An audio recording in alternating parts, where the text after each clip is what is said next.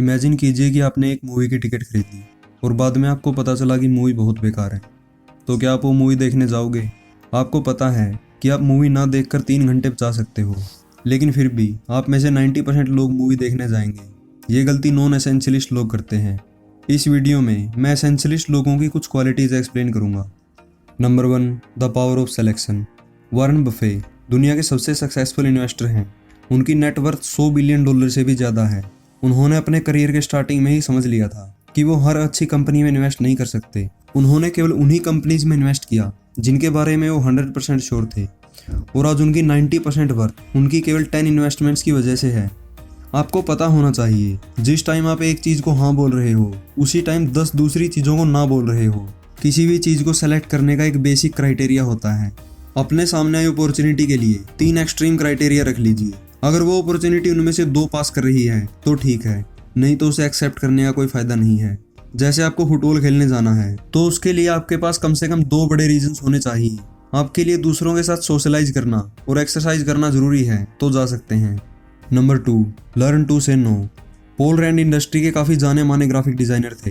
उन्होंने IBM, Westinghouse और ABC जैसी बड़ी कंपनीज के लिए लोगो बनाए। स्टीव जॉब्स जब अपनी कंपनी नेक्स्ट के लिए उनके पास लोगो डिज़ाइन करवाने जाते हैं तो पॉल तुरंत मना कर देते हैं, क्योंकि स्टीव चाहते थे पॉल नेक्स्ट के लिए 3-4 लोगो डिज़ाइन करें और बाद में वो उनमें से एक सेलेक्ट कर लेंगे। लेकिन पॉल कहते हैं, आप मुझे एक लोगो डिज़ाइन करने के पैसे दीजिए और मैं आपके लिए एक ही लोगो डिज़ाइन करूंगा। उसे रखना या ना रखना आपकी मर्जी है। उस टाइम स्टीव जॉब्स को काफ़ी बुरा लगा, लेकिन पॉल को अपनी वर्थ पता थी और स्टीव को उनकी बात माननी पड़ी। फिर पॉल ने उनके लिए काफ़ी अच्छा लोगो बनाया। स्टीव बाद में कहते हैं, जिन लोगों के साथ मैंने आज तक काम किया है पॉल उनमें सबसे ज़्यादा प्रोफेशनल पर्सन है, और ऐसा हमारी लाइफ में होता भी है। लेकिन कुछ लोग दूसरों को खुश रखने के लिए हर बार हाँ बोलते हैं और कभी असली रिस्पेक्ट नहीं कमा पाते, तो ना बोलना सीखें। Number 3, routine. जब एक छोटी सी स्नोबॉल को आप बर्फ की पहाड़ी से नीचे फेंकते हो तो वो नीचे आते आते हजारों गुना बड़ी हो जाती है। रूटीन आपकी लाइफ में डेली इंक्रीमेंट्स करके इसी तरह बड़े रिजल्ट्स लाता है। दुनिया के ग्रेटेस्ट एथलीट्स में से एक माइकल फेल्प्स बताते हैं कि कैसे उन्होंने 2008 के ओलंपिक्स में 8 गोल्ड मेडल जीते। उन्होंने सालों तक एक ही रूटीन फॉलो किया। वो हर रेस में 2 घंटे पहले पहुंच जाते थे। वो स्ट्रेच करते, एक्सरसाइज करते। जब तक रेस खत्म नहीं होती वो किसी से बात नहीं करते थे, अपने कोच से भी नहीं। जब माइकल से पूछा गया कि आप ऐसा क्यों करते हैं, तब माइकल बताते हैं, ये मेरा हमेशा से रूटीन रहा है। मैंने इसे अपनी पूरी लाइफ फॉलो किया है और मैं इसे कभी चेंज नहीं करने वाला। Number 4, focus. लैरी गैलविक्स ने हाईलैंड हाई स्कूल की रग्बी टीम को कोच किया और 418 गेम जीते केवल 10 लॉस के साथ, और 20 नेशनल चैंपियनशिप जीती।